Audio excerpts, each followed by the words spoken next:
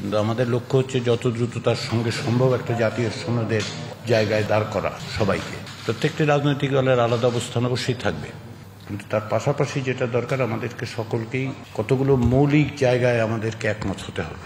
সংবিধানের ক্ষেত্রেও যে সমস্ত প্রস্তাব আছে সেগুলোর বিষয়ে আপনাদের কিছু বক্তব্য আপনারা বলেছিলেন যে পরবর্তী সময়ে হয়তো একটু ব্যাখ্যার প্রয়োজন হবে। সে কারণেই আপনাদেরকে আবার আমরা আমন্ত্রণ জানিয়েছি।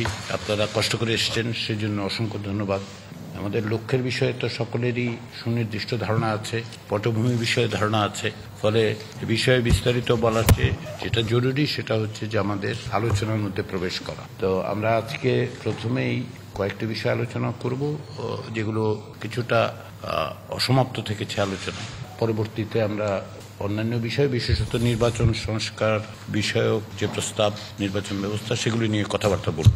তো আমি জাতীয় ঐক্যমত্য কমিশনের পক্ষ থেকে, বিশেষ করে জাতীয় ঐক্যমত্য কমিশনের প্রধান উপদেষ্টা অধ্যাপক মোহাম্মদ ইউনূসের পক্ষ থেকে আপনাদেরকে আন্তরিক ধন্যবাদ জানাই যে আপনারা আপনাদের সাংগঠনিক এবং অন্যান্য ব্যস্ততা সত্ত্বেও সময় করে এসেছেন এবং আমাদের সাথেই এই আলোচনায় যোগ দিয়েছেন।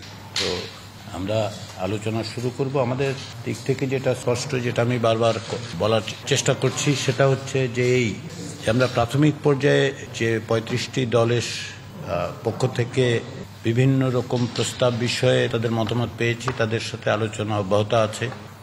আমরা আশা করছি যে 15 মের মধ্যে প্রাথমিক আলোচনা শেষ করতে পারবো এবং দ্বিতীয় পর্যায়ের আলোচনা তারপরই শুরু করব। ফেব্রুয়ারির 15 তারিখে 6 মাসের জন্য এই কমিশনকে দায়িত্ব দেওয়া হয়েছে, কিন্তু আমাদের লক্ষ্য হচ্ছে যত দ্রুততার সঙ্গে সম্ভব একটা জাতীয় সনদের জায়গায় দাঁড় করা সবাইকে। তো সেই চেষ্টায় আপনারা সহযোগিতা করছেন, সাহায্য করছেন, সেটার জন্য নিঃসন্দেহে আমরা এবং শুধু ঐক্যমত্য কমিশন নয়, রাজনৈতিকভাবেও যারা যুক্ত এবং নাগরিকরা অত্যন্ত কৃতজ্ঞ আপনাদের কাছ থেকে।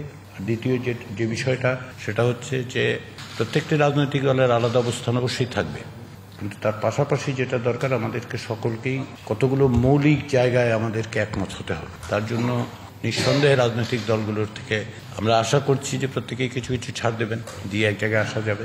আর দ্বিতীয় বিষয় যেটা, সেটা হচ্ছে ঐক্যমত্য কমিশন পক্ষ থেকে আমরা সকলের সাথে আলোচনা করছি, আমরা আমাদের দিক থেকে চেষ্টা করছি, কিন্তু এটাই যথেষ্ট নয় এই অর্থে যে আপনাদের রাজনৈতিক দলগুলির মধ্যেও আপনাদের সহযোগী শক্তি যাদের সাথে আপনাদের ভিন্ন মত আছে, তারাও একটু আলোচনা করুন নিজেদের মধ্যে। এটা জাতীয় ঐক্য প্রতিষ্ঠার চেষ্টা, জাতীয় সনদ তৈরির চেষ্টা, শুধুমাত্র কমিশনের কাজ নয়, এটা জনগণের অর্পিত দায়িত্ব আমাদের এবং আপনাদের উপর।